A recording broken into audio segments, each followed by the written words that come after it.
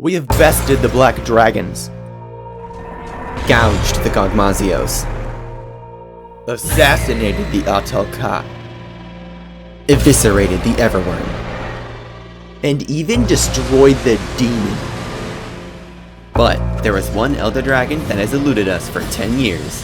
One Elder Dragon that has yet to meet its last breath by our blade. One Elder Dragon originating from Freedom Unite. And that one Elder Dragon is none other than Yamatsukami. And he's about to die.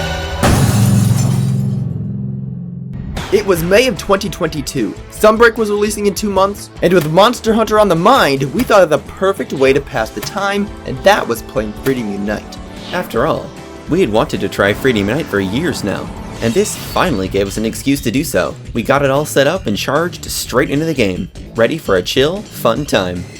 I mean, come on, we had a whole decade's worth of experience playing Monster Hunter. How bad could it be?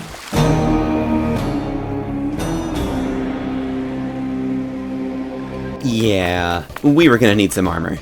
After a quick look at our options, the choice of armor was pretty obvious. The Yayan Kutku set. We decided on this set because we think it had the best armor skills overall. Health boost is immensely useful in the early game, and you just can't go wrong with attack up.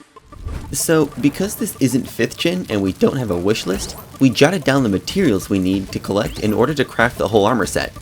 Here's a visual representation of the materials we needed to collect. It's not too bad. I mean, it is the low rank set after all. The only thing that proved to be a problem were the Kutku ears. There is supposedly a 50% chance of getting an ear from breaking the head. But I guess 50% chances just don't like me, because it took us 14 Kutkus until I got my 4th ear and we could craft our sets. But after that squawking roadblock, we were now looking Yayan Kut cool in our new armor sets, and we were ready to begin our key quests. Geodrome? Dead. Daimyo Hermitor? Dead. Kongalala? Dead. Cephadrome? Dead. And boom! We had our first urgent quest. We may have beaten each previous key quest with relative ease, but that's because none of those monsters was a Blongonga. A monster that we've never been good at fighting. A monster that is more agile than anything that came before it. A monster that is much more deadly. And to make matters worse, our weapons of choice are not gonna make this any easier. Blongonga moves so fast that it makes it difficult for me to get my level 3 charge slashes in, and with Frost using a hunting horn, when he plays his melodies, he is completely vulnerable. Oh well, let's see how this goes.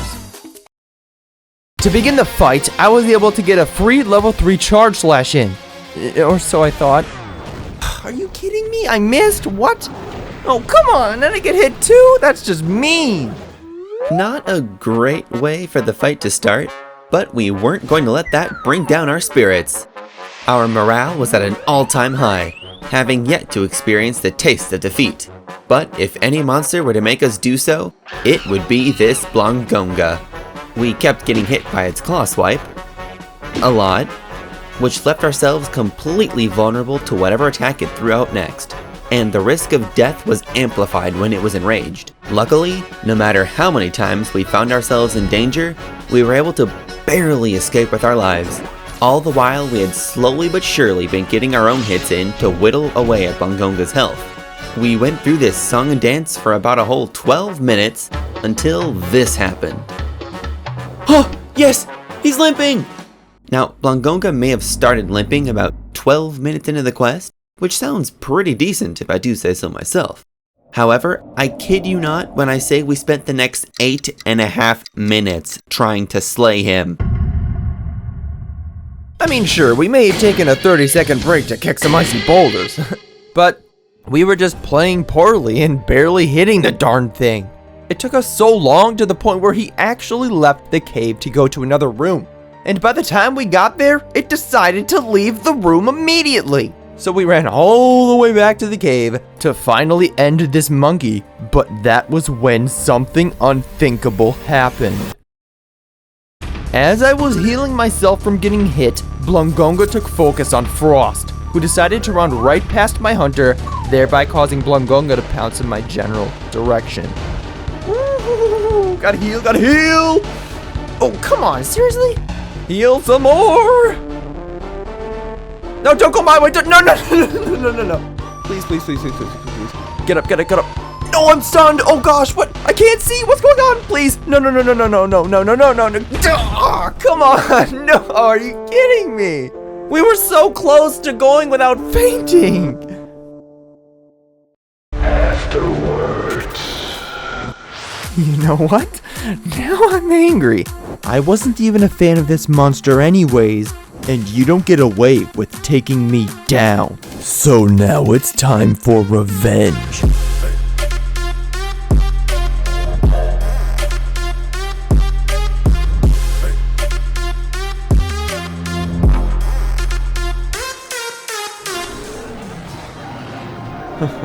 Yes, revenge is sweet.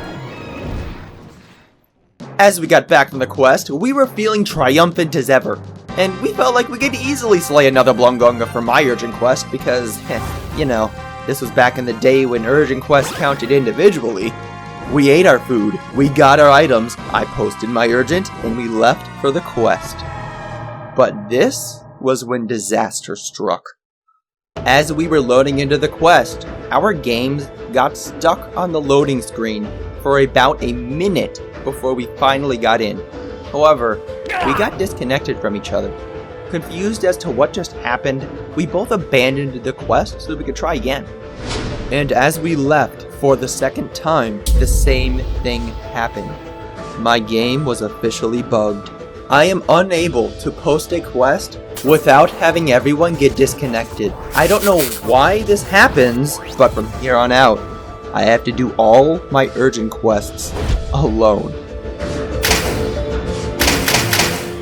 Oh boy. Now this might be the cause for some people to give up, but I wasn't gonna let this slow me down. I was on a mission to slay Yamatsukami, and I wasn't gonna let anything stand in my way. So determined to conquer this ugly monkey and armed with the experience from completing the previous urgent, I charged straight into action. And it probably went just as you expected because I died.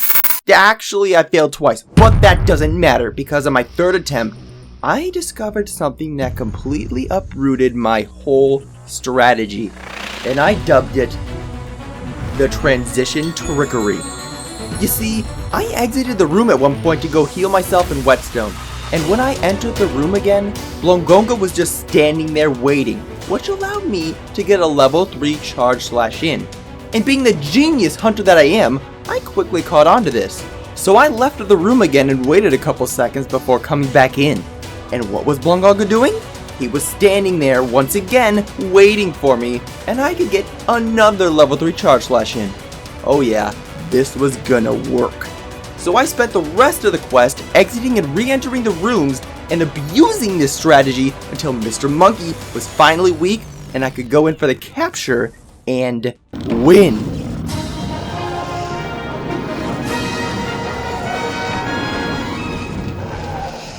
And you know what? Maybe I wasn't good enough to beat Blongonga normally. Maybe this monkey is better than me. And maybe I had to resort to underhanded tactics to beat him. But dang it, I'm the one who's still alive, and that dumb monkey, a kick to the bucket. So yeah, I am proud of what I did. And I will take this victory in stride, because we can now move on to HR2, where I think we could get new weapons. For BBake, the choice was easy. He went with the Shogun Scimitar Greatsword for its strong raw damage and sharpness. As for me though, well, I wasn't entirely sure what I wanted to use. You see, unlike BBake, I don't like to stick to a single weapon. In the end, I just settled on the Primal Conga, the Congalala Hunting Horn, because I was just having fun with Hunting Horn at the time. So with these new weapons now acquired, we could move on to our HR2 quests. Luckily, Shogun was a key quest, and we already killed him to get my weapon. And then, there were these 3 quests, and you can just tell by looking at them that they were ridiculously easy. But, there was one final key quest. Who at Capcom play-tested this game, fought a Plesioff, acknowledged this hip check, and was like, yeah, that checks out. Get it? Checks out. Oh, brother, this guy stinks! Okay, you're right, my apologies. In consolation for my horrible joke, I killed the fish that originated it. And now we have our next urgent quest, the Tigrex. Or, as we like to call him, Rory. And I think you can see why. That's basically all that monster does aside from running around.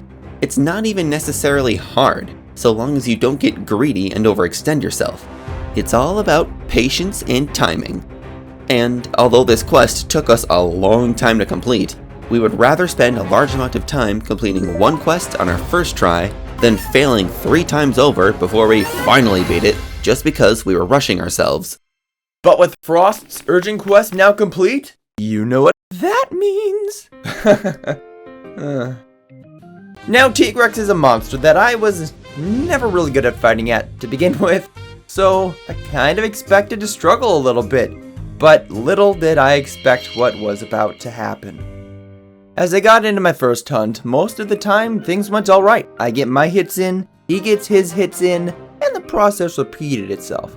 However, that would be the case until I would get chain hit to the point where I couldn't react fast enough to stop myself from getting killed. Come on, Tigrex, show me what you got! Oh, here's a hit, come on.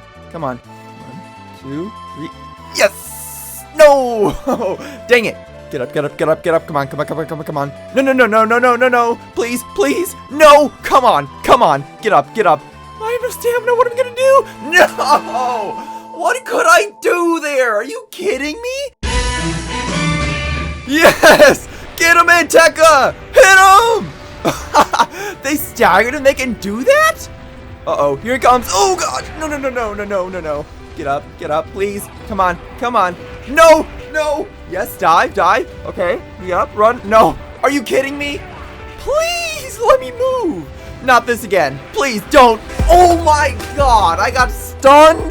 No! Yeah, that was kind of lame. But like, what was I supposed to do in those situations? Anytime I got up, Tigrex was there right away to hit me again. And though I was busy blaming the game for being rigged with these first 2 feints, I think I have to take full responsibility for this last one because, well... I should probably just go leave the room and heal. Please don't hit me. Whew. Okay. Alright, just gotta run that way. Yes, that should be good. Okay, I can go heal. No, what am I doing? Why did I take a drink here? Please, no, don't hit me. Oh gosh. Oh no.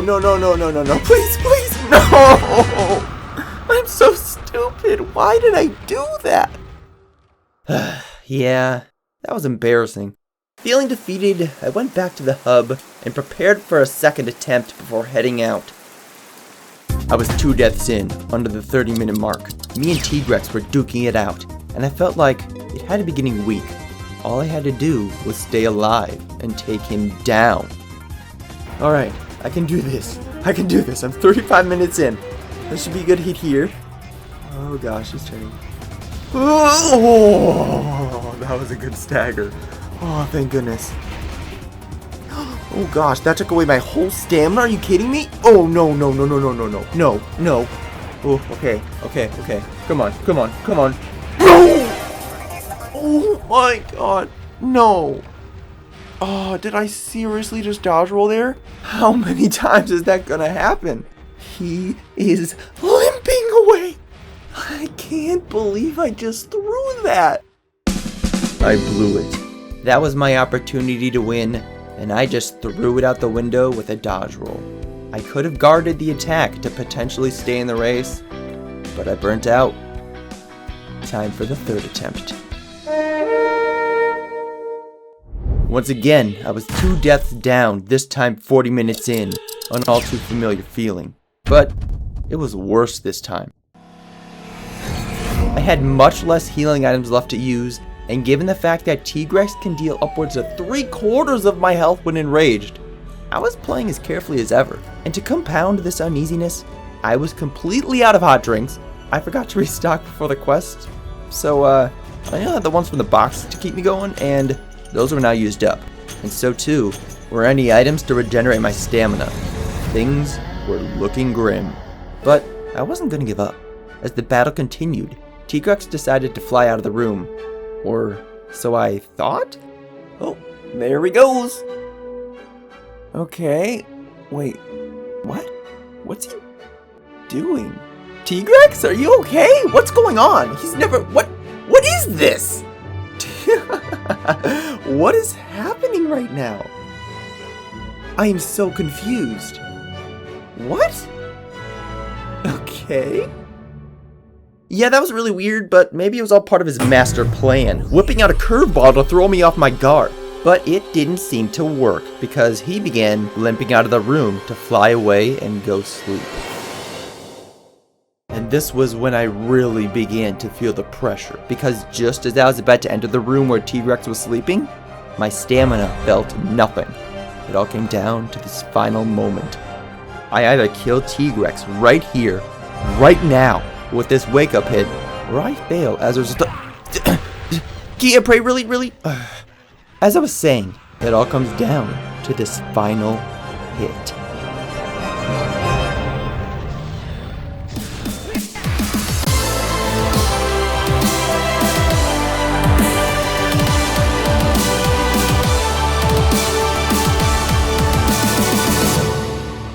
That was the most satisfying moment of this journey so far. Now, some of you perceptive hunters may have noticed that something was a little off during those hunts. I wasn't using the all-superior Shogun Senator greatsword. And you're probably wondering, why? Well, you see, it's, Yeah, before setting out to do my urgent quest, I took a break to record some footage for the video requiring me to wear my full Kaku set, and by the time that I came back to fight T-Rex, I kinda just forgot to change my weapon back somehow. But does that not make it all the more impressive? No? Okay, fine, be that way. If we're through, then I'll leave. Psych! You really think we would give up that easily? Oh no, dear viewer. This is just the beginning. You are about to bear witness to one of the most epic Monster Hunter journeys you're ever going to see. And we're not gonna stop until it's over. So give us but a few more minutes, and then everything about this mission will be made clear. But for now, we just gained access to HR3, and along with it, some new monsters which we can upgrade our armor. Looking at the 5-star quests, we had a lot of options to choose from. Gravios was out of the question. Neither of us would really benefit from having sleep negation or guard. Another option was Rathian, which would give us plus 30 health, but given that we could just eat food to get health, this felt rather pointless.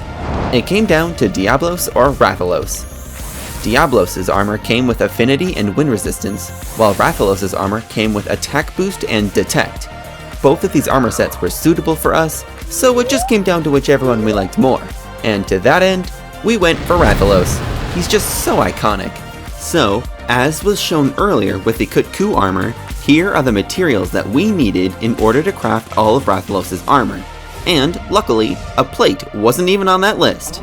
This armor set grind was surprisingly easier than we'd expected. Just had to do a couple of fights to get the necessary Rathalos materials, got our armor sets, and began doing the rest of our HR3 key quests. Rathian was a breeze because, well, it's Rathian. Gravius and Diablos, though, were a bit more tricky. Nevertheless, though, we took them down and unlocked our HR4 Urgent, a very important monster to us. And that monster is Shen Gaoren. There are 229 large monsters in the entire mainline franchise. And out of those 229, there are only 8 which we have yet to slay. Our goal isn't just to slay Yamatsukami, it is to slay the final 8 large monsters that we have yet to kill in the entire mainline franchise, thereby completing our hunting careers. And Shen Gaoren is the first on our hit list.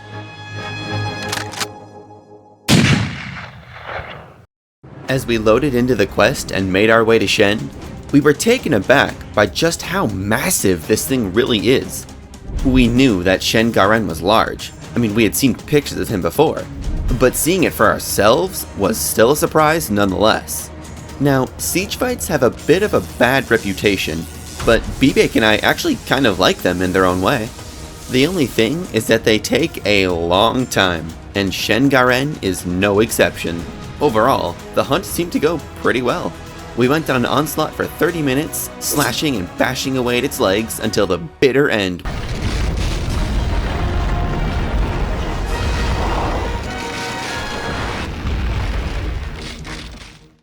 And just like that, Shen Garen was the first monster off our hit list. Shen Garen was actually pretty fun with 2 people, but I wasn't gonna let this giant crab stand in the way of my hopes and dreams. I still have 7 large monsters I have to slay, and I couldn't give up now. So knowing a moment like this was bound to come, the whole time that we were playing Freedom Unite, I had been harvesting power seeds from the farm so I could craft demon drugs, these being instrumental in my efforts to win. So now that I was armed with some of these, I set out on my quest to conquer the crab. And as I get into the quest, I immediately turn around and take a bow to Shen Garen, because it is always important to honor thy giant enemy crabs before battle. As I run to the first area, I remember to ingest my dosage of drugs as Shen slowly makes his way to me, and while I stand here and waiting, I think it is the perfect time to go over some of my...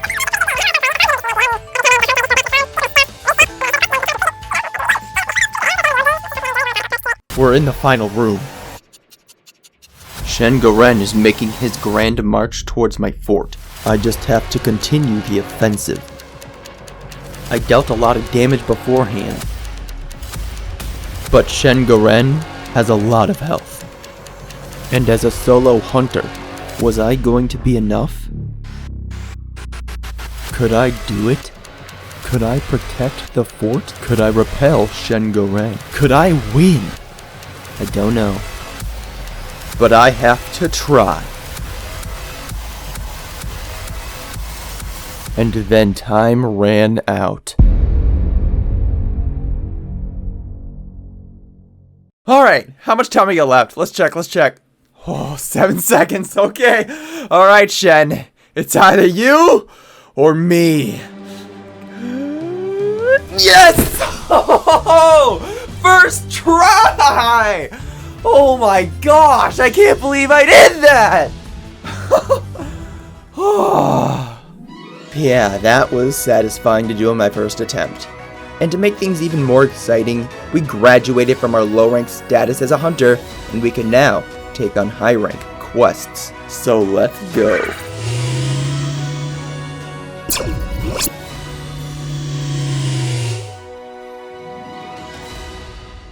Yeah. It was high rank time, and the 4-star key quests were really easy. There were a lot of low tier monsters we needed to fight. Really nothing of particular interest here. However, that's when we noticed a quest available to us. And just like that, the second monster on our hit list appears. The Vespoid Queen. As we got into the jungle, we ran around for a little bit trying to find the Vespoid Queen, and we thought the game was bugged or something because no matter where we went, the Vespoid Queen was nowhere to be found. Dude, where is this thing? We have been running around for the past 3 minutes or so trying to find her. She's literally nowhere. After running around for like another minute or so, I had a realization about something. You know what? Screw this. And screw you too, Vespoid! What the heck does the quest description say? It's no use. No matter where I look, I can't seem to find the Vespoid Queen. Perhaps if you slayed a large number of Vespoids to make her feel like her swarm was in grave danger, she'd appear? Are you?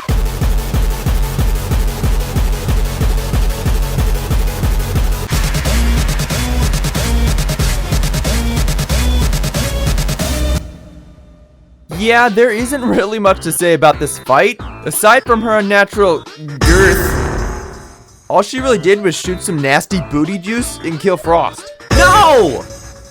And then she died. The end. Now having slain Vespoid Queen, we can continue our path to unlocking our next urgent quest. After completing the 4 key quests though, we then got our urgent Ashen Lao Shan Lung, the Rock Mountain Dragon. And the third monster on our hit list about to meet its demise. Luckily, we had experience fighting regular Lao Shenlong through playing MHGU, so we knew sort of what to expect for the most part.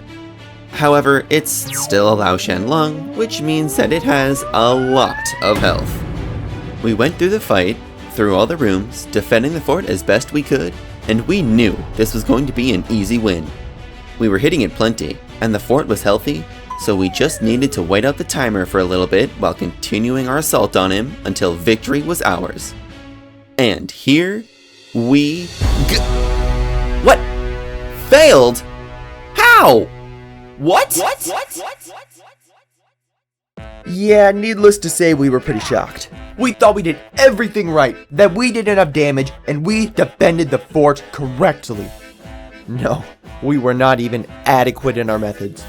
We shirked on damaging him during the first two rooms, losing out on a lot of hits, but the worst of it all came when we got to the final room, because we spent too much time going back and forth trying to get cannonballs, half the time losing them to this stupid eye praise. So yeah, we thought we were doing pretty good, but we were actually doing embarrassingly bad. Seems pretty on brand for us. Having learned from our past mistakes, however, we gave the quest a second go, and this time it went a lot smoother.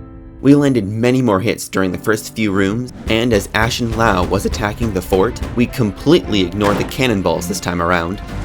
By the time our quest was over, Ashen Lao had been successfully repelled, and the second monster on our hit list had been beaten.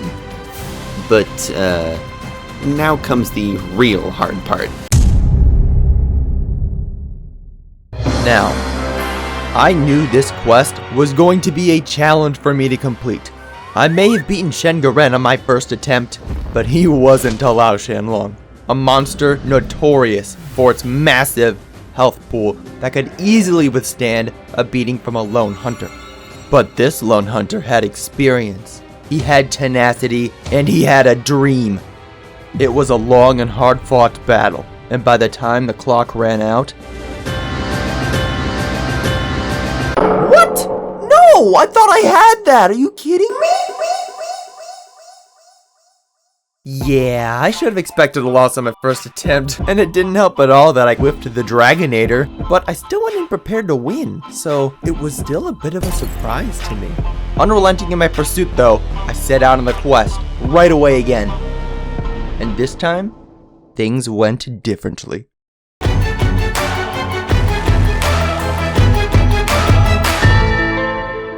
Dang, that's not how I thought that was gonna go. I wasn't too distraught though. There was still 5 minutes left on the clock and my fort only had 10% integrity remaining, so there was little hope of victory anyways. Nevertheless though, I still had to try, but I guess I got too reckless. My third attempt awaits. And so did the fourth, fifth, and even the sixth. This was a massive hit to my endurance and fortitude. No matter what I did, I just couldn't prevent Lao from destroying my fort. I was obliterating its head, I was using the anti-dragon bombs to blow up its back, I was landing the Dragonators each and every time, but I just wasn't good enough, and I couldn't figure out what I was doing wrong. So, deciding I didn't want to waste any more time, I took to the internet, and in my efforts to search for suggestions, I came upon Ash Lao Shenlong's hit zones. 28 on the head. And if we look further down, we can see the legs have a hit zone value of 32.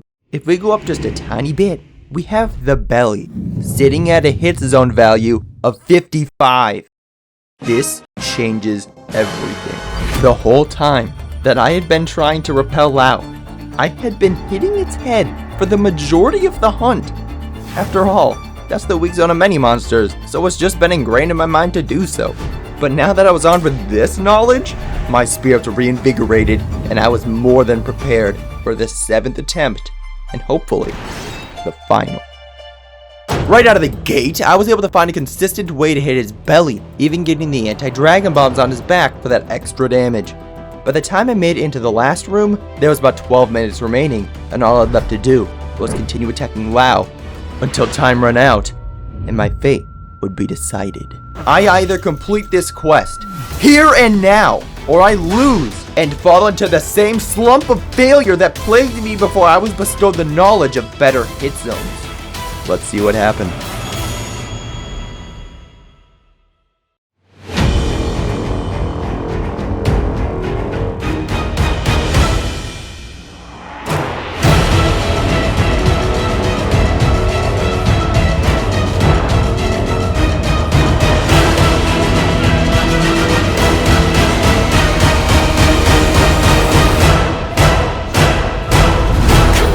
I don't want to do this again. Oh, no, please, come on. Please. Yes! Yes! The belly! That's all I needed! Yes! Oh my gosh! Finally! Remember when I said slaying Tigrex was the most satisfying moment of this journey so far? Well, not anymore, because this felt so good after failing 6 times over. And as I stood there waving at Lao as he made his retreat, I was feeling immense satisfaction, knowing that I could finally say goodbye, not just to Ash Lao Shenlong, but to HR4 as well. Because now we can begin our HR5 quests. But first, it was time for some upgrades. We thought it would be smarter to upgrade our weapons first, so we farmed up some Shoguns and upgraded BBake's Shogun Greatsword up until the point that we needed Terra Shogun parts. As for me, I still hadn't really settled on a weapon at that point.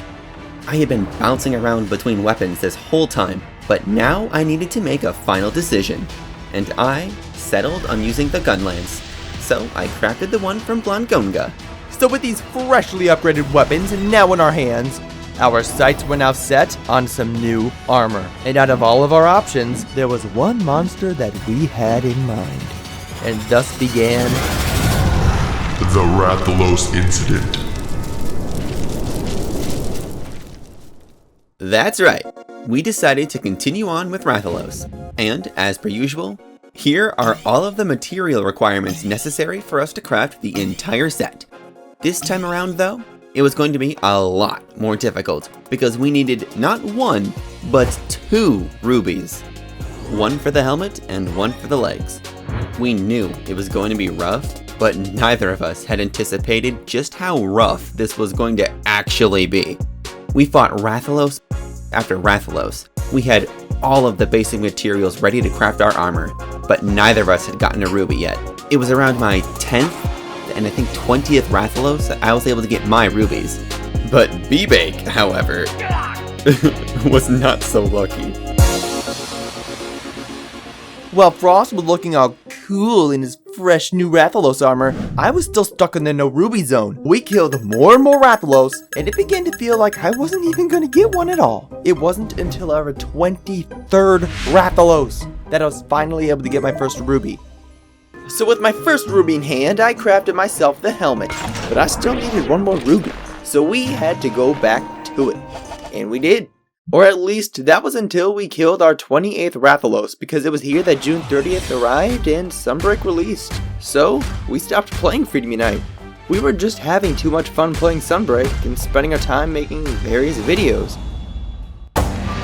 Days became weeks, and soon, weeks became months. And soon enough, it became a whole year since we played Freedom Unite. And it almost seemed like maybe this dream wasn't gonna come to fruition. Maybe we weren't ever going to return. But then came August of 2023. Baldur's Gate 3 released and we played that for 2 months. And what an experience that game was. I was a dwarf. And then came October. We are so back.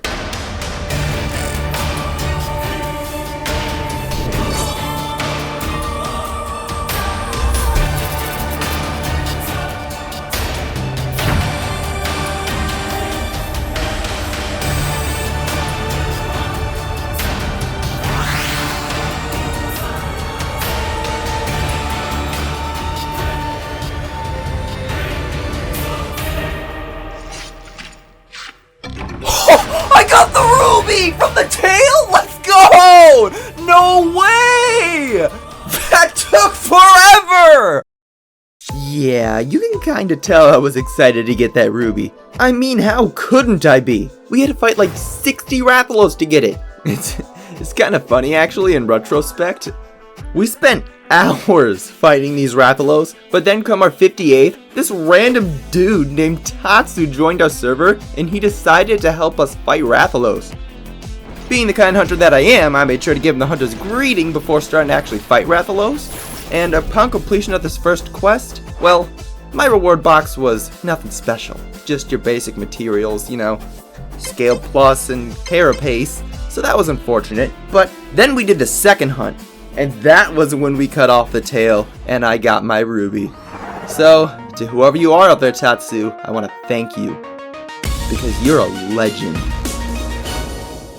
Now with this second ruby under my belt, quite literally because I crafted the legs with it, the Rathalos incident was behind us, and we could finally continue our journey to slay Yamatsukami a whole year later.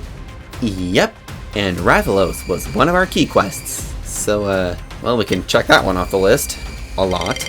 As for the rest of our targets, there was a Rathian, a Red Kezu, 2 Blongongas, and then there was the notorious green Plesioth. Now, Plesioth itself can be quite a handful, but in this particular quest, there's also a Gendrome wandering around, and he was literally more difficult to deal with than the stupid giant fish. All it did was stay in the room with green Plesioth, never leaving, always being in the way, causing us troubles to the point that we failed the darn quest. So, on our second attempt, you already know we prepared some dung bombs.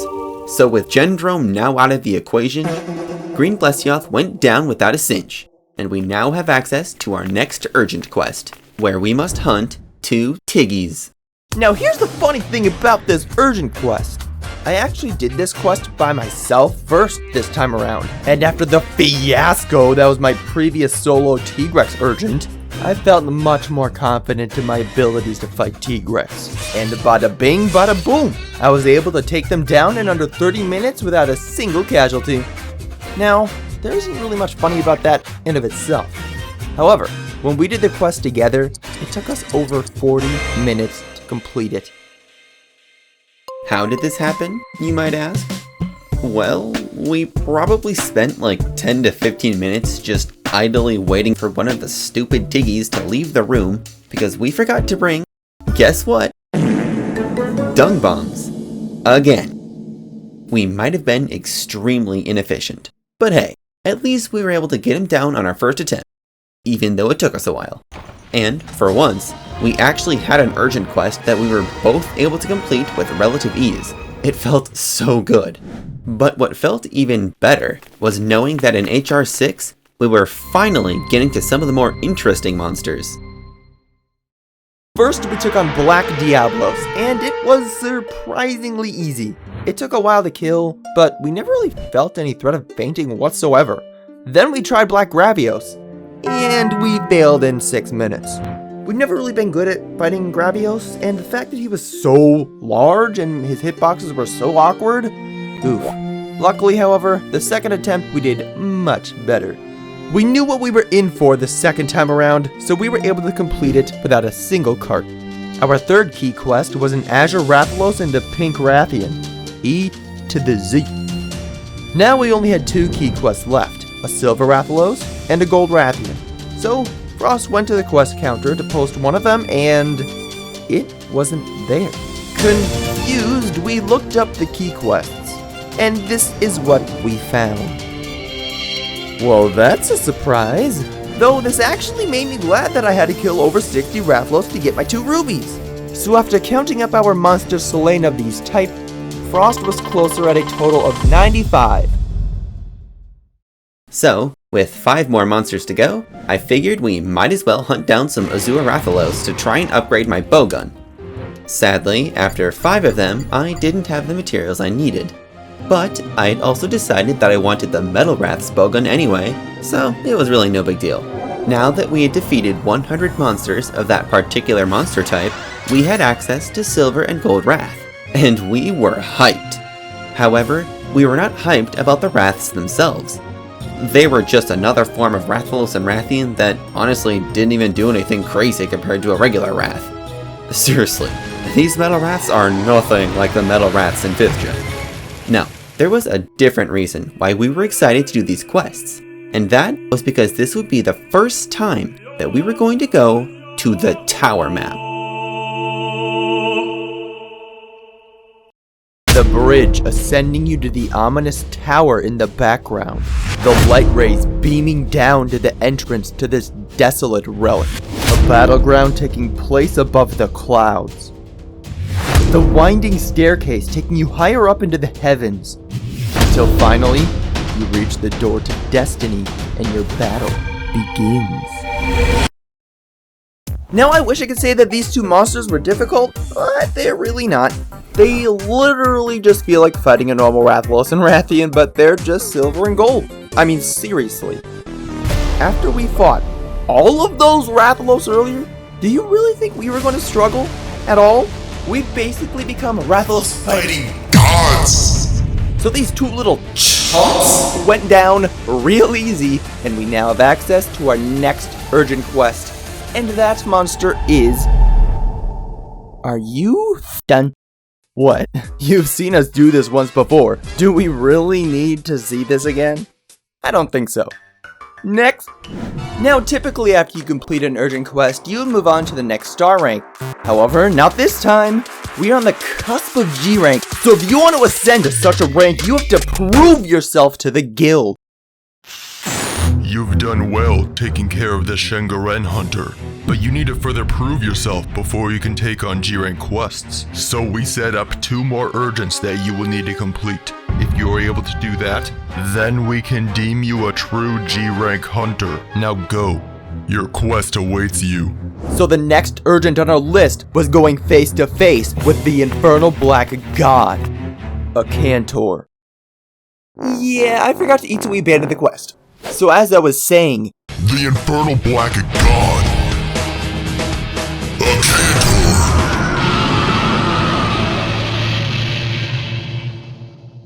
Now this is an urgent quest, going toe-to-toe with a god of monsters.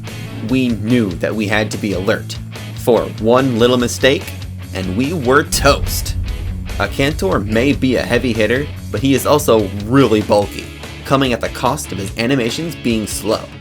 This allowed us to quickly catch on to its moves and capitalize on those openings, and ultimately taking it down in just under 20 minutes.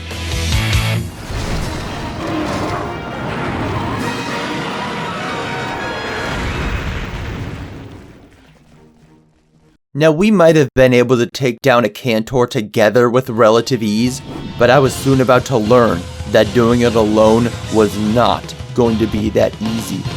As I started the quest, things were going rather smoothly, though I did forget to bring adamant seeds to remove the defense down a Cantor can apply, and I also forgot to bring some Warlung stakes. So once my stamina was depleted, it was gone for good.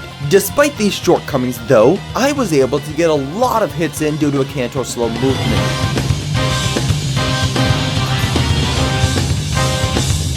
And as the battle raged on, I soon found myself about 9 minutes into the quest, doing well, and I got a notice that my cool drink had expired. So like any logical hunter, I consumed another one. Only about a minute later though, I found myself in a sticky situation. As the Cantor enraged, it summoned some lava geysers around him, with one of them hitting me. As I tried to run away from a Cantor to heal myself, I thought his leg was gonna clip me as he ran by, so I dove out of fear. Well, that was a mistake, because he stopped his run preemptively and quickly transitioned into another run, and I had my first faint. Now, I wasn't too concerned as I had been doing well so far in the quest and I was able to get some of my stamina back. I was confident in my abilities to beat a Cantor, and it was just a matter of pulling this off before I ran out of stamina. From there, it was a battle of the back and forth. I would whittle his health down while he whittled my healing supplies down. Meanwhile, as that was happening, I once again survived long enough that my cool drink effect ran out, so I consumed another one to reapply the effect. still worrying about the inevitability of my stamina running out causing me to cart. And well, that concern was soon about to become a reality from an all too familiar situation. Once again, a Cantor had enraged, and I found myself getting hit by another flame geyser. As a Cantor began running at me, my only option was to dive in hopes of avoiding him trampling me. But once again, he would stop mid-run to reposition and charge again. During the last cart, I didn't get my dive off in time to survive. This time, I had a quicker reaction. But it didn't even seem to matter, and now I was down to one cart remaining. If I had enough stamina in that moment, I could have guarded the attack to survive, but since I had no stamina regenerating items, diving was my only hope. But hope just isn't enough sometimes. To make matters even worse, I apparently only brought me a single max potion, so now I have to play the rest of the fight with one cart remaining and only 100 health. As I got back into the fight, I noticed I start playing much more strategically. I didn't get hit all too much, and come the 35-minute mark, a Cantor did this.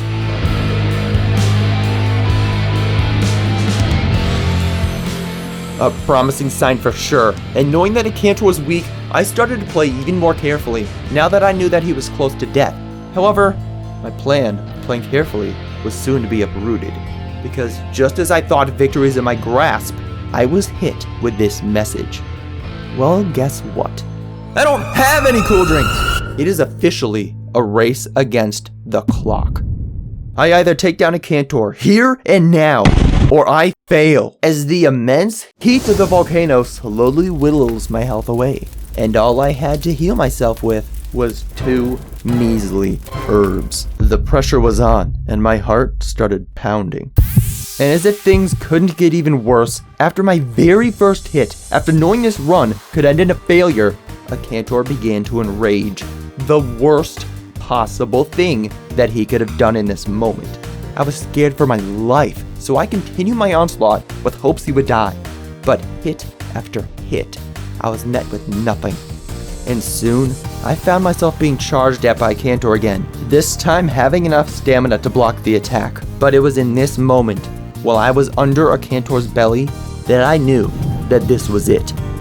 I either land this final attack and a Cantor dies, or my run is over.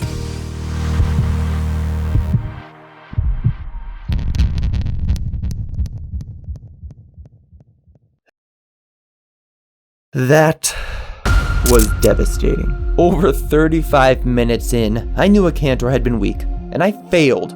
All that talk about stamina this, stamina that, but no, I didn't even consider the stupid cool drinks. And you want to know what makes this even worse? Immediately, I started a second attempt on a Cantor. However, I was just about 10 minutes into the quest, and I already fainted once, and I already used 9 of my potions and my mega potions.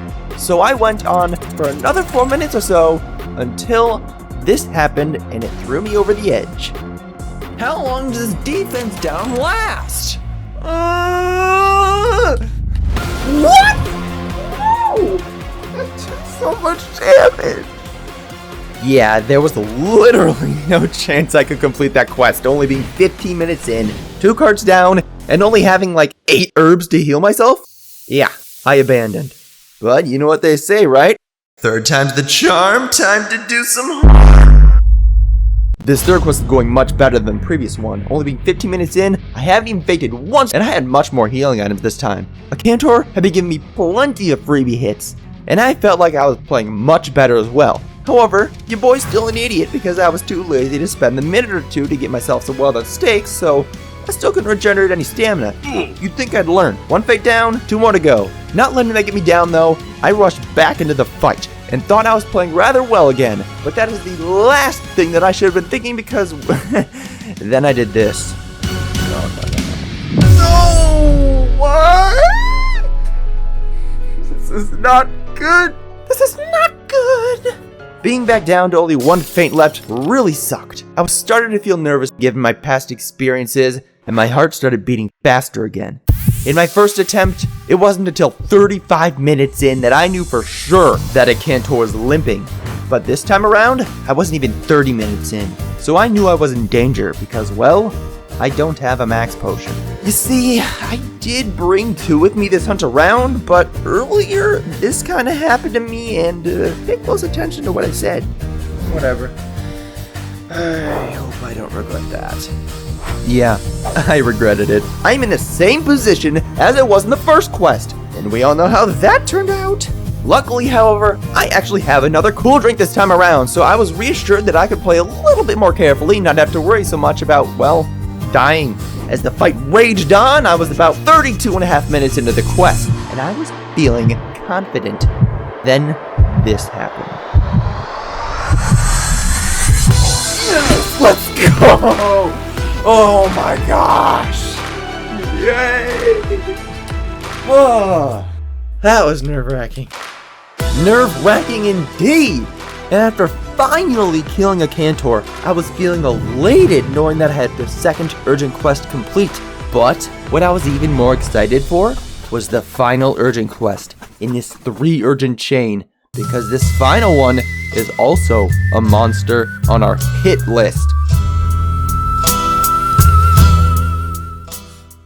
Now, we were both really excited to fight Hypnocratrus. It's a new monster for us, and not only is it a goofy bird, but it was also a monster that premiered way back in the early days of Monster Hunter Frontier, so it feels kinda special. However, little did we expect the surprise that awaited us right before we were about to depart for the quest. That's right, the one-winged angel himself has decided to bless us with his appearance and his assistance in taking down the Hypnocratrus duo. And with him by our side, there was absolutely no way we could fail. Even still though, it's not every day you get to meet the almighty Sephiroth, and we did not want to disappoint. We made sure to play as masterfully as we could, despite not having any experience with this monster before. After all, the last thing we wanted to do was upset the almighty Sephiroth and consequently have him summon a meteor and absolutely delete our hunters. But while we were so concerned with our own lives, little did we consider the life of the almighty Sephiroth. However, at one point, while I was healing myself from getting hit, I had a premonition that something terrible was about to happen, and I stood there frozen in anticipation. This is when I noticed Sephiroth getting hit by Hypnocratrus, leaving him in a vulnerable state of health, and immediately afterwards, Hypnocratrus decided to play dirty, throwing some sleep juice right on top of him, causing him to fall asleep. And it was at this moment that I knew that it was time for me to defend my honor as a hunter of the guild. We were only mere seconds away from complete disaster. The almighty Sephiroth was lying on the ground incapacitated. Frost was running away in the opposite direction like the little wuss he is. Hypnocratrus standing there ready to pounce. And then there was me, standing close by, and I knew what needed to be done. I couldn't let the almighty Sephiroth be bested by some derpy bird, so I started sprinting over to Sephiroth as fast as I possibly could, and without even a second to spare, I activated my limit break. Did I just steal my kick? Oh my god, let's go! I'm so good! That was amazing! No! Why? That was so cool! Why did I have to die? Well, I may have fainted, but at least I was able to go down a hero. Aside from BBake's heroic sacrifice, we blazed through this quest in record time by our standards and cheered like little school children before heading back to the hub. Unfortunately, however, it was time to say goodbye to Sephiroth. So we waved our goodbyes, Sephiroth acknowledged our existence, and we left, happy to be able to spend time with the almighty Sephiroth. And this got me thinking, you know what, maybe Sephiroth isn't so bad after all. But who cares about that guy, right? Because even better is the fact that we now have the 4th monster on our hit list taken down, and we are now halfway through our monster slaying journey. But before we can continue, I still have my urgent that I need to complete. And if I'm being honest, Hypnocratrus isn't really that difficult of a fight. It kinda just runs around, slaps its tail at you, pecks at you, but the most dangerous move of all, it gags night-night juice, and that's scary. Ultimately though, gagging wasn't a good enough defense mechanism because now they're dead, my urge is complete, and we can graduate from our status as high rankers and become G-rank gods. as we can begin HR 7. In G1, we have 5 key quests: a Plum Daimyo Hermitar, a Kezu, an Emerald Congalala, a quest with 2 Purple Gypsyros, and a Plesioth. There's nothing too exciting for the first set of these G-Rank hunts. However, it wasn't the monsters that we were looking forward to, because in Freedom Unite, there were 5 new, or I guess old, maps that we have never been to before that we were more than ready to explore. Deciding to get Kezu out of the way first, we found ourselves heading to the old jungle. And let me tell ya, the amount of foliage here is insane. I like it. It really makes the environment feel more realistic, considering it's supposed to be an old jungle.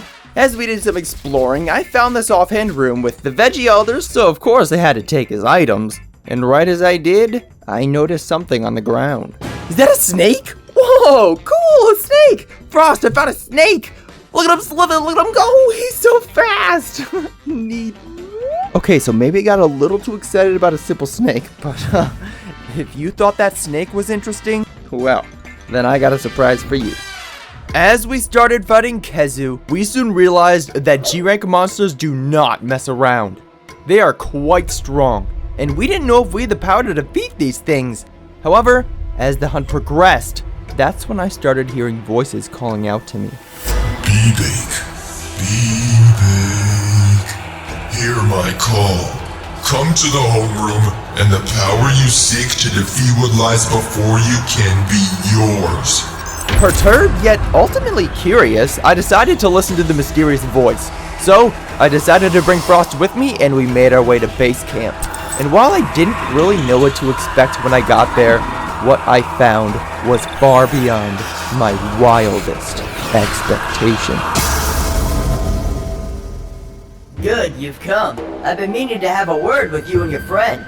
I have been watching you two from a distance, judging your capabilities to decide if you were worthy. Worthy? Worthy of what? Worthy of my powers. You know, I used to be just like you. Back in my day, people used to look at me as a failure. Fred the Failure was my name, actually. But that all changed on one fateful day. Fred, we are glad you could make it. We have an important task we would like you to fulfill. We have noticed our newly appointed G-Rank hunters are falling short of expectations. They have been failing quests at an alarming rate, thinning the margins in our profits, and threatening the reputation we have built for years. If this continues, we may soon run out of funds to sustain operations. Given such dire circumstances, we have devised a plan. Sorry to interrupt, and that certainly sounds like a problem, but how can I ever be of assistance? Why approach me? Easy. You see, these hunters may have prowess in battle, but they can also be insanely gullible. All we need to do is plant a seed in their mind about a divine spirit in the jungle that can imbue them with the power to slay their foes. Divine subterfuge, if you will. The hunters believe they receive a powerful boon and are psychologically manipulated into feeling stronger, thereby allowing them to slay their G-Rank foes with greater ease. In reality, however, it is nothing but a placebo. The hunters don't receive anything. They just think they obtained a powerful boon from a demigod. The result is a higher quest completion rate and happy hunters while we get to line our pockets with Zenny. It's a win-win situation. The only thing we need is your help. But isn't that immoral? How can you consciously feel okay with manipulating your employees like that? Don't you feel any semblance of guilt? Listen here, Fred. We have a business to run, and we're gonna do whatever it takes to keep it successful. So tell me, Fred, are you happy with who you are? A literal nobody, living alone in your own sorrow and despair? No friends, no family, no purpose? I know you want something more, Fred. To feel like you are making a difference in this world. To feel like you are successful. Everyone thinks you're a failure, Fred. Fred the failure, if I need to remind you. But here at the Guild, we're different. We care about our employees. We give them a purpose. We make them feel like they are making a difference in this world. That's why we're doing this. We aren't hurting anybody, Fred.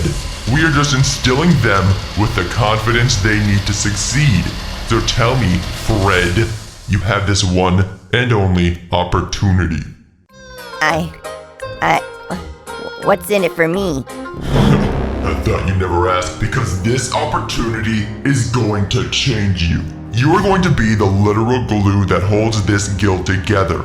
And with your help in instilling this confidence in our hunters, you will have a great purpose. You will make a difference in this world. You will be famous. And if that's not enough, your moniker, Fred the Failure, will be no more.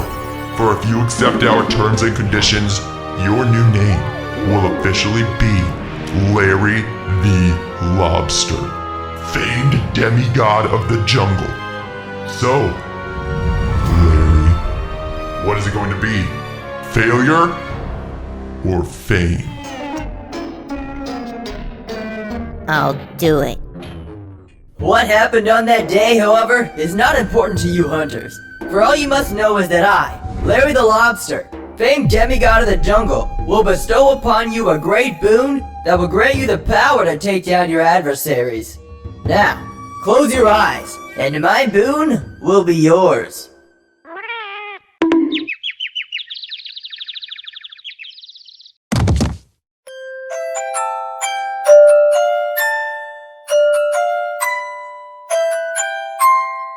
Dude, I just had the wildest dream. Same, though I feel a newfound power surging within me. Same, man. Hey, what do you say we destroy this Kezu? Ha! There goes 2 more gullible hunters. Life is great. Meanwhile,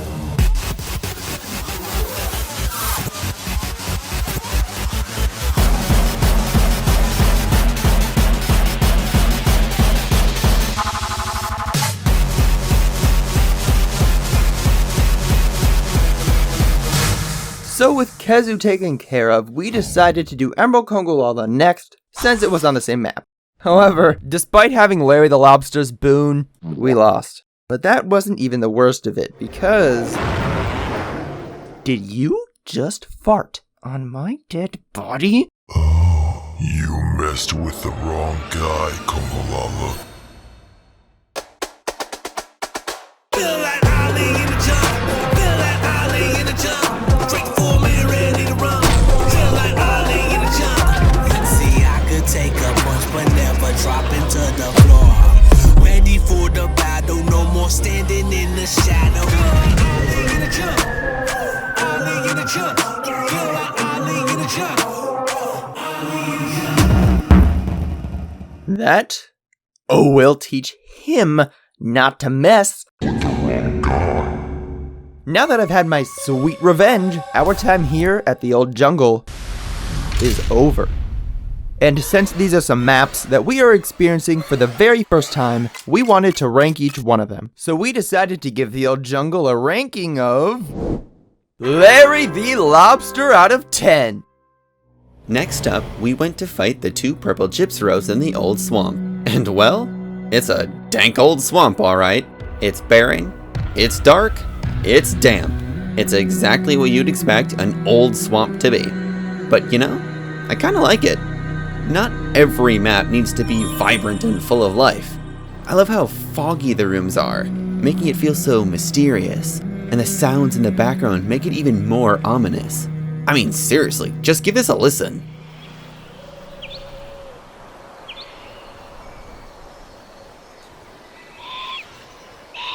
And if you didn't already like this map, it is the only one in the series that has a donut for a room. Look at this. It's literally just a giant circle. It's great. Beyond the donut, another feature that really sticks out are those giant puddles that reflect the scenery in the background. It's mesmerizing. Especially if you faint while standing on top because it looks extremely trippy. Right. Anyway, admiration aside, it was time to hunt a pair of purple gypsyros. And, you know, fighting gypsyros is easy. They kinda just died. More than once, actually. With those purple nuisances down, it's time we give our old Monster Hunter map rating. And the old swamp gets a dank donut out of 10. Next up was Polizioth, and that took us to the old desert. And there isn't really much to say about this map aside from two things. First was a very interesting room transition. Rooms 2 and 7 are very large and have edges of the map that you can walk out of. Now, if you're anything like me, you might be wondering, where does this bring me? Well, let's find out together. Alright, we ready? 3, 2, 1. What the? Huh? What happened? Why are we in the middle of the room? Capcom, hello? Who designed this? It doesn't make any sense. Pretty weird, isn't it? So that was the first thing that really stuck out to us. The second thing to note about this map, and one that is really cool, is the fact that we felt something very familiar while we were running around this map. And it didn't take long for us to realize that this old desert is the precursor to the dunes that we have in MH4U. If we put the maps side by side, you can clearly see the resemblance. And now that we made this connection, it was time for Plesioth. And for the entirety of the fight, he only stayed in the singular cave room. And I don't even know if it can go anywhere else. But you know what? That's fine, because Plesioth had a little trick where he would exit the room from one side of the cave, and then he'd appear on the other side. It doesn't really do much, but you know, it's neat. Plesioth went down without a hitch, and next up we find ourselves coming back to the old desert to fight ourselves the Plum Daimyo Hermitor. And let me tell you, this guy packs a punch. But despite trying its best to win, he simply was no match for our newly acquired G-rank status, and went down just in time for us to gain access to our next urgent quest. But before we get to that, we have to rank the map, and we decided to rank it an old map that was turned into a new map, which is actually the dunes from MH4U, but this is the old map, which is the old desert of Freedom Unite out of 10. An easy ranking, really. Nargacuga was our next urgent quest, and since we already have plenty of experience fighting it, this went real easy for the both of us. So, while there isn't much to say about the fight itself, what is worth mentioning is that we got plenty of time to explore the Great Forest now that we didn't have Sephiroth along with us for the hunt. We would be remiss not to mention the really cool stump at the home base. And then, Room 5, that really large one with the tree looming over the room, is just so cool and iconic. Aside from that though, most of this map is rather unremarkable. Just a lot of lush vegetation and bits of streams all over. But then, there was Room 8, which housed a dark, scary secret. I was just an unsuspecting hunter minding their own business and enjoying my scenic tour of the map when I stumbled upon The entrance. As I stared into the opening, I sensed a demonic presence emanating from within.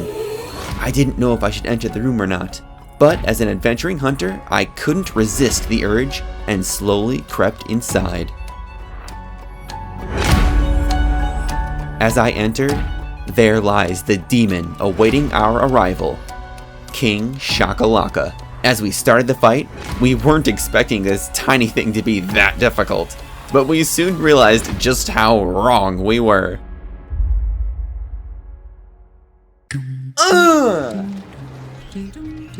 Here we go. What was that damage? I think he got you good. I am afraid. I am very afraid! This is so fast! No! No! Why? He's so hard to avoid. Yeah, I agree. Oh no. No! Why didn't you dodge roll? I tried dodge rolling, it didn't work! Why? Why is he so hard?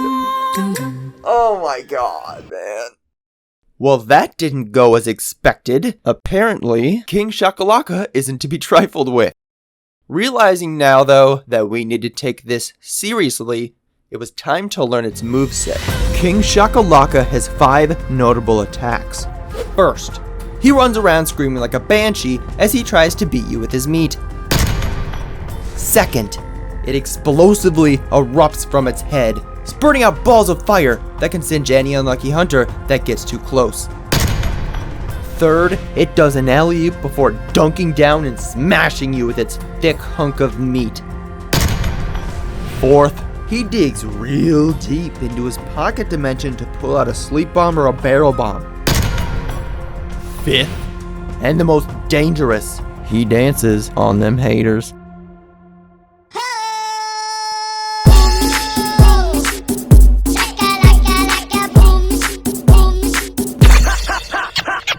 So now that we are familiar with its moveset, it was time to take him down. What was that damage? No! He's so hard to avoid! What?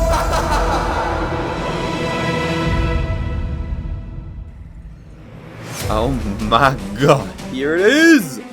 No, no, no, no, no, no, no, no, no, no! He's scary! Oh my goodness. Alright, here we go. Here's a hit. Come on. Ooh, level 3, baby. Don't touch me! Boom. I'm scared to get close. He's gonna beat me with his meat. You thought King Shakalaka was playing around? Ooh, get hurt. Ow! Come on. Dang it! No! Oh my god. Ouchie. No! No! Don't hurt me! Did we do it? What's this? Wait, is he dead? Yep. Let's go! Victory!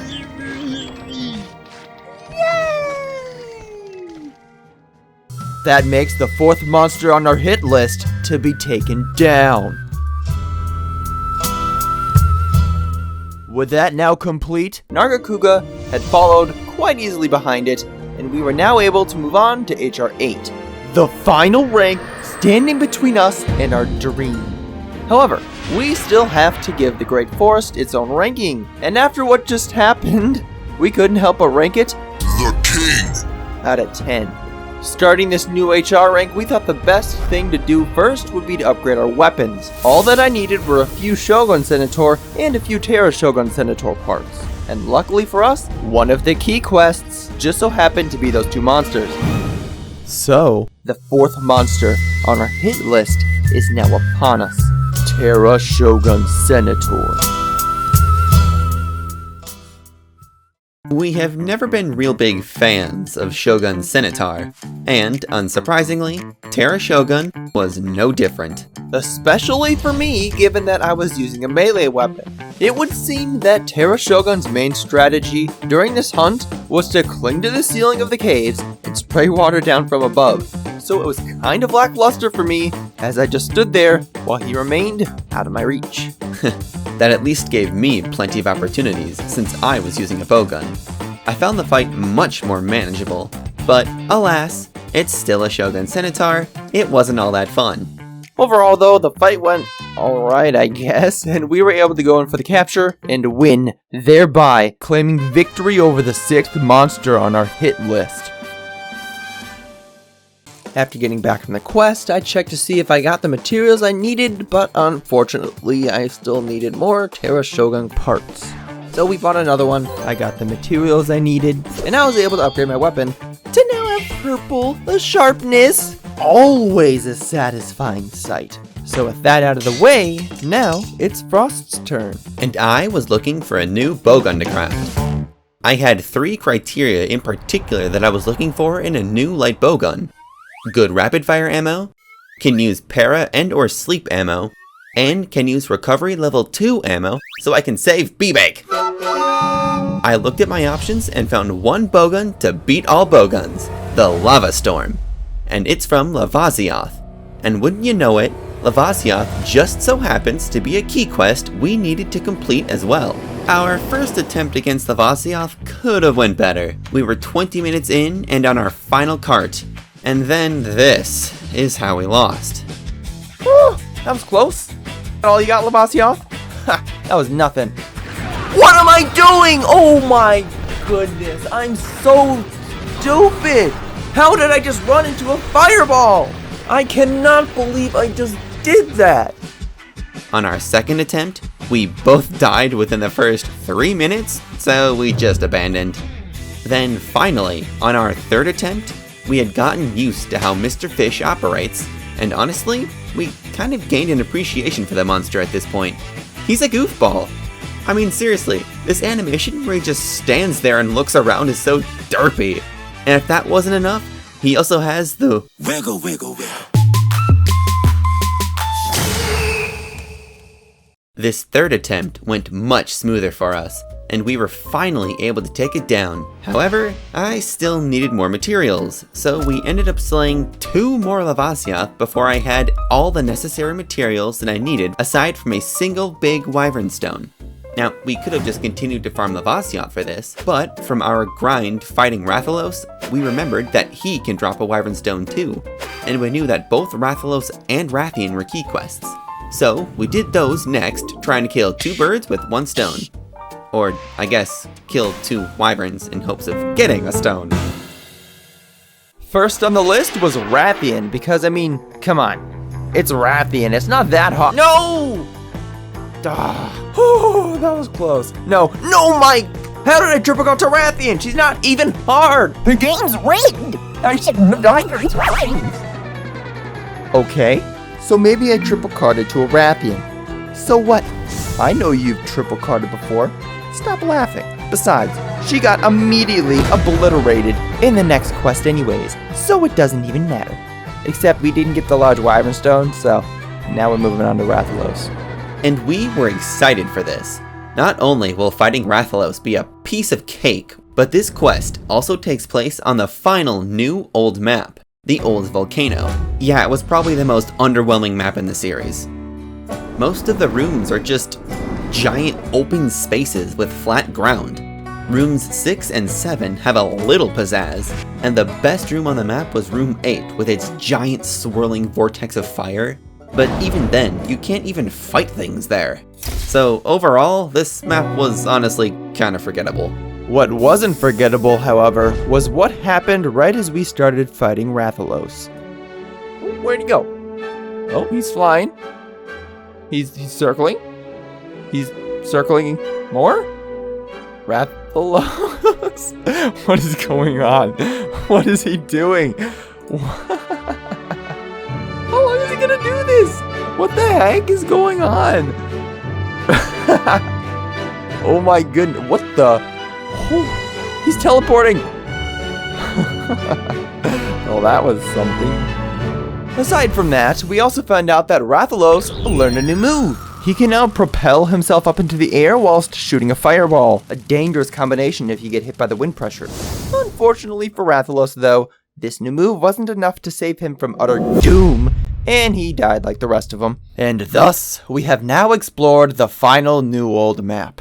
And while we really wanted to like every single one of them, we just unfortunately can't say that about this one. So, we're just gonna have to give the old volcano a ranking of Volcanope out of 10. Even worse, however, was that I didn't get my wyvern stone. So we had to go fight more Lavasiaths till I got one. I excitedly rushed to the smithy to craft the lava storm, and... Wait, what? I need 3 stones? How did I miss that? Yeah, I actually needed 2 stones instead of 1. So we went back and took down more lava fish until I got my last stone. Bing bang boom, bowgun, built. So now that we both had freshly upgraded G-rank weapons, there was one final key quest within this star rank. And as fate would have it, that one target is none other than the second to last monster on our hit list, Copper Blongonga. A tussle with the subspecies of my very first roadblock in the game. Will we come out victorious? Or will we faint, being sunk into the sand, never to be seen again? Well, let's find out. As we started fighting this beast, we realized that he plays a mean game. Let's just say this monkey has hands, and he knows how to play with his balls. This was gonna be tough, but we were resilient hunters. We fought larger foes than this before in the past, so there was no way we could lose, right? And this was seemingly the case, though just about 5 minutes into the quest, this happened. Uh-oh, sandball! No! As the hunt progressed, we made it all the way into this room right here, and this gave Frost a good opportunity to shoot Copper Blongonga from this ledge. Sounds like a great idea for a gunner, right? Well, sometimes opportunities just don't work out in your favor. No! Vespoid, no! Vespoids! No. Please. Come on. No! Are you kidding me? He got us both with that? What? He got us. And all because he really knows how to manipulate his massive balls. We were hoping to take him down on our first attempt, but those bouncing balls really caught us off guard. That's why, on our second attempt, the fight was going much more smoothly, as we were much more cautious of the sand balls. And because of this, we clapped that Copper Blongonga without fainting a single time. With this final key quest now complete, we can officially cross off the second to last monster on our hit list. And that leaves us with only a single monster remaining, and we just so happen to have a certain urgent quest awaiting our return. Well, hello there. You're starting to have a real presence in the guild, as expected of a G-level hunter. I have here an urgent request from the guild for reinforcements. They're up against the floating elder dragon, the Yama-Tsukami. It used to attack us quite a bit, but recently it seems to be living out its life near a remote tower. Now, I know at first glance it looks like a harmless floating balloon, but don't underestimate it. It is a dangerous elder dragon, so be careful.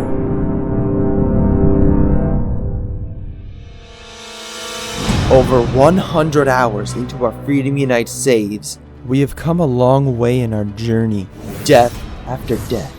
But victory after victory, we have triumphed over all the challenges that have blocked our path to Yama-Tsukami, the last monster in the entire mainline franchise that we have yet to beat. And now, we've made it. We slaughtered the Shengoren. We quelled the queen. We assailed the Ashen Lao Shenlong. We conquered the king. We hacked the Hypnocatress. We terrorized the Terra Shogun. We clapped the Copper Blongonga. And after 10 long years, it is finally time to yoke the Yama-Tsukami. As soon as we entered the room, we were taken aback. The target was nowhere to be seen. But that was when we noticed it, slowly and ominously, hovering below the platform before making his ascent to confront us. Frost, utilizing his superior range, made the first move, blasting Yama-Tsukami with some pierce ammo, while I stood there waiting for it to get in my range. But as soon as it got close enough, I pounced, while Yama-Tsukami retaliated, letting out an enormous roar while releasing some great thunderbugs. The battle has officially begun. We didn't know whether we needed to kill the great thunderbugs to prevent some strong attack, so I spent the next minute trying to kill them just to be safe. Realizing though that they didn't really seem like a threat, I went to go start attacking Yama-Tsukami. And then this happened. Get over here, you giant thing! Come on! Woo. Let's get him! What is this? What the heck? That did all my health! What? Are you kidding me? That's ridiculous! Barely 2 minutes into the fight, and I already died. Well, that sucks. Anyways, I made sure to max potion myself back to full health, and eat 2 rations to get myself to full stamina as well before running back into battle, prepared to win. From here, Yama pulled the same moves, spewing out some great thunderbugs and doing tentacle slam after tentacle slam. so it seemed things were going smoothly. But Yamatsukami had a trick up his sleeve. Just as we thought we were getting comfortable with the fight, he was about to whip out a move that we had yet to see before, catching us completely off guard. What's this? What's this? Oh my gosh, no! What was that? Well, that was certainly a surprise. We weren't expecting him to whip out the sacred Beyblade technique. That's just playing dirty. But Yamatsukami doesn't care. So now we're down to our final feint already. Whenever we're on our last leg, that's when our adrenaline starts to rise. With one feint left, we start playing more strategically, taking our evasion game to the maximum, executing our openings flawlessly, and playing like we really mean it. If we wanted to win, all we had to do was perform. And perform we did, because we evaded attack after attack. We got hit after hit in, and at our current pace, we were more than confident that we were gonna win. Yamatsukami wasn't seeming to be a threat at all. But maybe it wasn't Yamatsukami we should be afraid of. Ooh, that was close. Ouch! Are you kidding me? Stupid bug. No! Are you kidding me? That did not just happen! Oh my god! No! There he was, a naive hunter 7 minutes ago, taking his time to slay some great thunderbugs. After taking some down, he thought to himself, you know what? These things ain't scary. They ain't gonna hurt nobody. Well, little did that naive hunter realize, those thunderbugs, they was gonna be the end of him. And that naive hunter, he was me. Yep, that was me. What an ironic way to go down. However, even though we lost, at least BBake and Frost getting sucked, for our second attempt, we were heading in much more confident. We had identified 5 notable attacks to watch out for. First, The Slam Shuffle. Yamatsukami quickly lunges towards the platform to smash any hunter in its way. Second, The Two-Slap Tentacled Terror. Yamatsukami uses his 2 front tentacles to slap your hunter silly, one tentacle after the other. Third, The Great Thunderbug Brigade. Yama releases these nasty little buggers from his gaping mouth for them to act all unassumingly before they explode and completely ruin your run. Fourth, Beyblade Brutality. Yama spins its tentacles around the platform like a Beyblade as it tries to execute any in its wake, a fate Frost is all too familiar with. And last but not least, The Suck. the most dangerous attack in his arsenal, and one that needs no explanation. It sucks, and that sucks, because I suck, and got sucked. And since we're on the topic of sucking, We learned that we could throw trank bombs into its mouth as it starts its suck attack to cause a topple.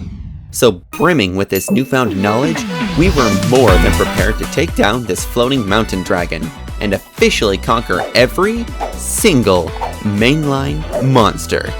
Let's do this.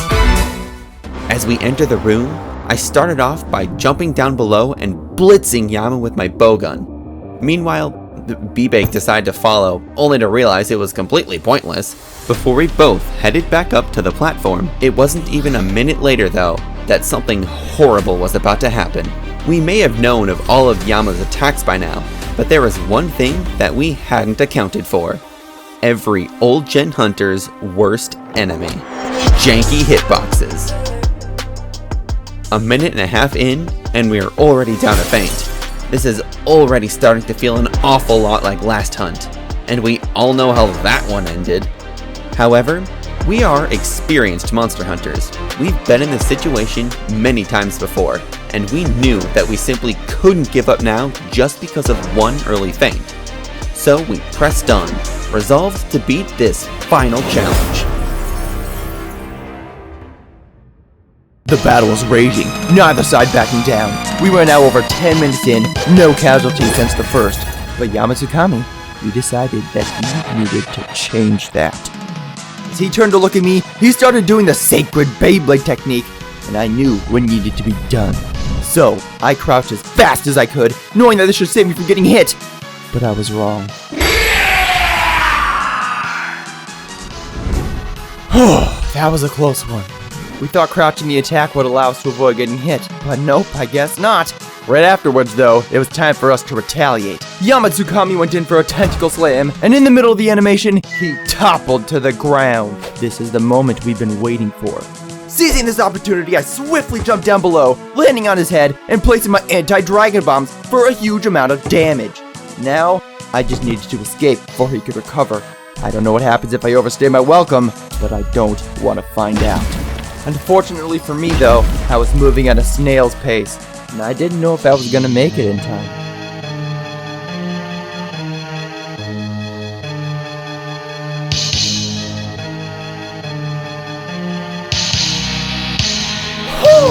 Barely made it.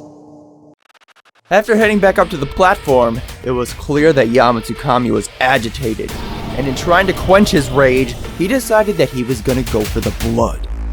It began doing its spinning attack, and while I was able to jump off the platform to avoid it, I was not so lucky. It didn't kill me? Why did it one-shot me last time then? Yet another close call with that spinning attack. We could have died on either of those occurrences and have been one step closer to failure. But we didn't. Having cheated death twice now, we knew we couldn't let this opportunity pass us up. We had to win. But just as we had thought this, Yamatsukami had yet another curveball up his sleeve, as he performed a maneuver unlike anything we had seen before, and it did not go as we expected.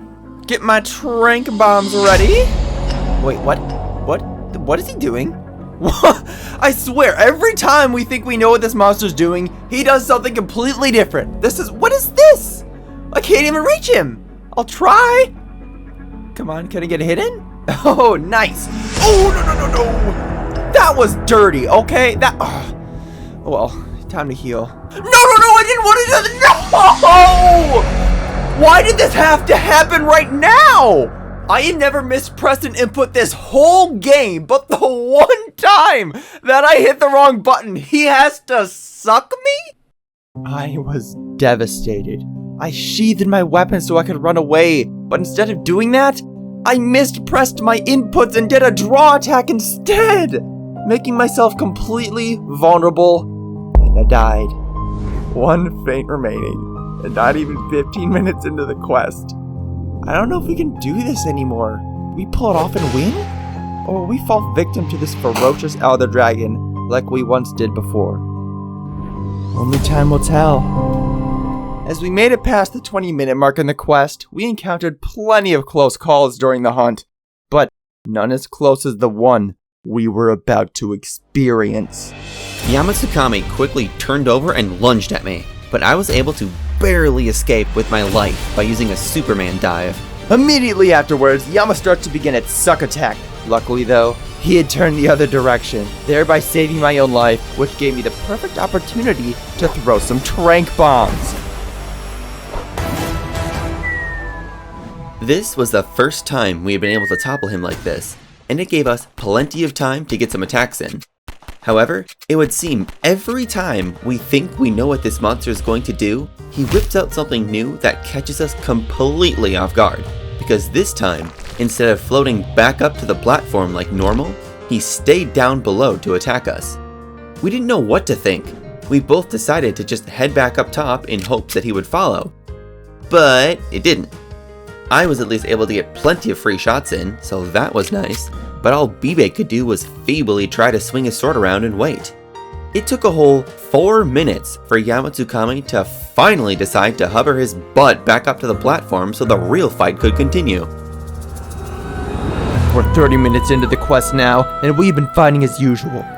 Yama doing the same attacks over and over again, while we try our best to avoid them while sneaking our own hits in. We felt like he had to be getting weak this far into the quest, right? But we simply didn't know. I have used up a lot of my ammo at this point. I was getting close to running out. And to make matters worse, if this quest went on for much longer, we would also run out of stamina due to our distinct lack of stamina regeneration items. So, while there was a glimmer of hope given the fact that the quest had gone on for this long, the presence of failure was looming overhead. We only had one feint remaining. We were running low on items, and given that I haven't done that much damage throughout the fight due to my lack of range, the outcome could really go in either party's favor. All it takes is one royal succoning, One brutal Beyblade spin, one annoying Great Thunderbug, one well-timed tentacle slam, one mispress of a button, and this run could be over. But we can't accept that. No, we won't accept that.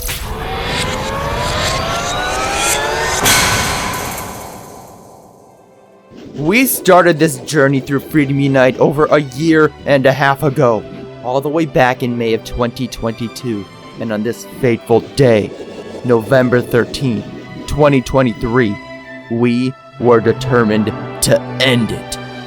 We have endured many hardships, learning that I can't post quests without having us get disconnected, struggling urgent quest after urgent quest to seize that sweet victory, farming so many Rathalos just to get its armor, and even taking a whole year's break from the game before making our monumental return. Little did we expect the crazy adventure we were about to embark on when we created our save files. Toppling Shen Garen and Lao Shanlong was a tremendous task, but one we overcame with perseverance and patience. Hypnocratress, by happenstance, was a breeze due to a familiar face that decided to lend his aid in our cause. And then there was Terra Shogun and Kappa Blongonga, which proved to be their own problems. And then there are the plethora of other memorable moments that we have encountered throughout this adventure.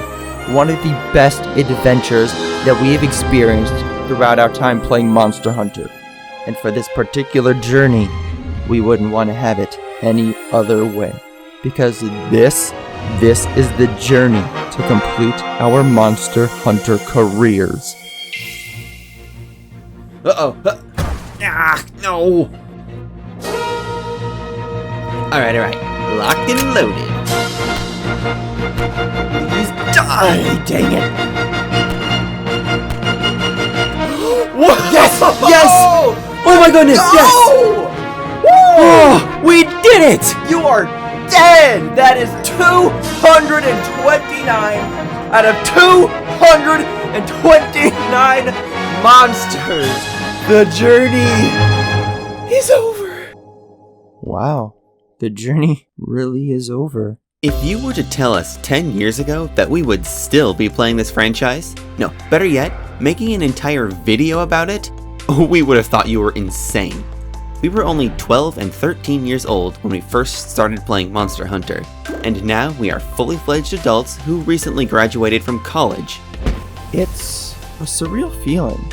10 years is an extremely long time to grow as a person, especially when you start out at the young age of 12 and 13. You barely even know yourself at that point. You're just going through your life, living carefree and enjoying your time being a kid. Sooner than later though, those days start passing by faster and faster, and before you know it, you no longer have that childlike wonder. You might still retain some of that childlike spirit, but you begin to understand things differently now. You begin to realize you need to get a job so you can build your skills. You start paying for things out of your own pocket and begin to truly comprehend the value of money. And you might even find that things you once found enjoyable just don't capture your leisure anymore because you don't find it worth the time. It's a culmination of these things and other aspects of life that you begin to realize something. You have changed as a person. You've become an adult. Despite all those years growing up and maturing, however, there was one thing that never grew distant from us, and that was our love and appreciation for Monster Hunter. No matter what was going on in our lives, Monster Hunter was always there to keep us occupied, to keep us entertained, to keep us happy. Maybe this sounds foolish, I don't know. But after playing something like this for so long, it becomes more than just a game. It's become part of who we are. Monster Hunter has taught us many things.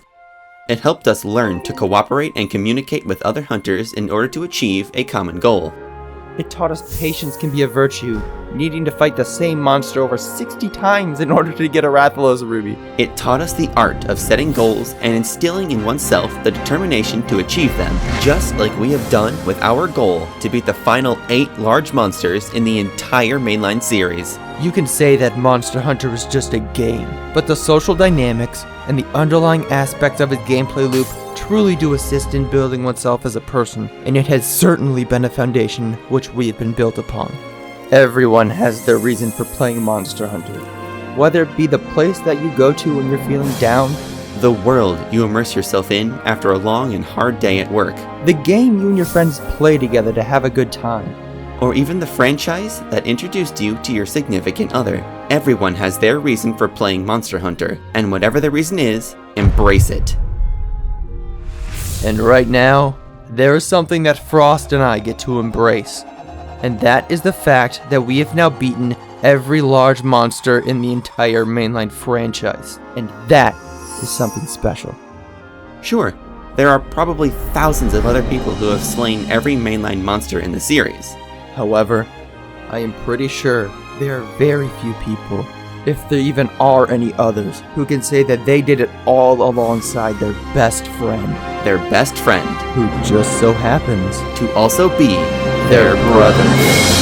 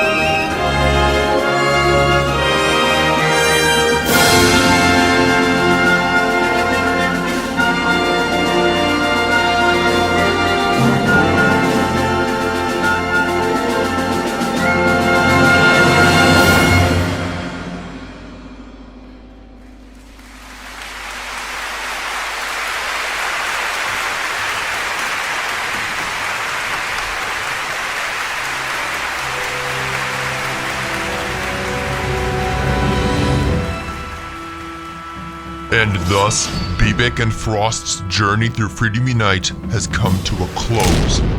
However, while the journey might be over, the story is just beginning. 2 Hunters of the Third will forever be heard, for their ultimate journey never ceases, as a new generation brings new playing pieces, and in their Monster Hunter world, they are just beginning. Because soon you will find out this was merely the first inning.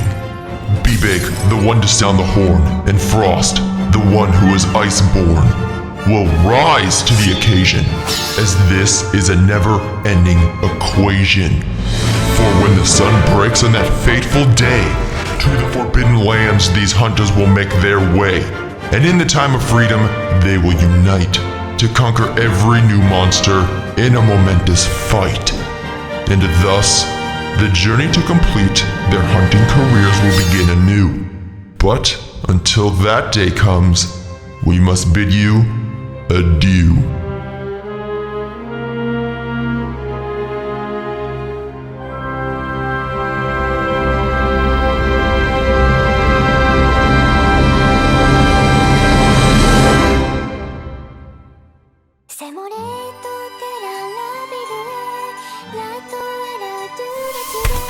We thought of the perfect way to pass the time, and that was playing Freedom Unite.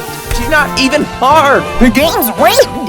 I said it's rigged! So these 2 little chumps went down real easy, because it is always important to honor thy giant enemy crab.